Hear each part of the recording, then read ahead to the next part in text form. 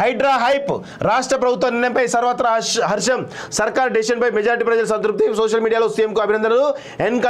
N convention కూల్చివేతతో ప్రభుత్వంపై పొగడ్తలు. అన్ని జిల్లాల్లోనూ హైడ్రాకు ఆహ్వానం.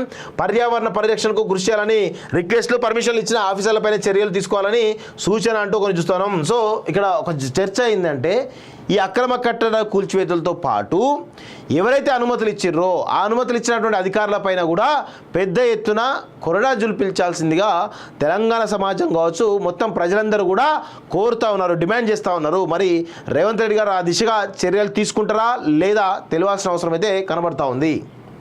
ఎవరిని వదలం, చెరువులను చెరపడితే ఉక్కుపాదంతో అణిచివేస్తాం. ఫామ్ హౌస్ల పేరుతో అక్రమ కట్టడాలు, అందులో కొందరు ప్రత్యక్షంగా ప్రభుత్వంలో భాగస్వాములు, సర్కారు ప్రభావితం చేసేంత వ్యక్తులు సైతం ఉన్నారు.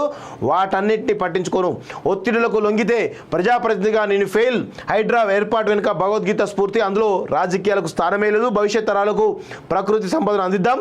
ప్రకృతిని ధ్వంసం చేస్తే అది మనపై పగలబడుతుంది. చెన్నై, ముంబై, ఉత్తరాఖండ్, వయనాడులో ఏం జరిగిందో చూసాం.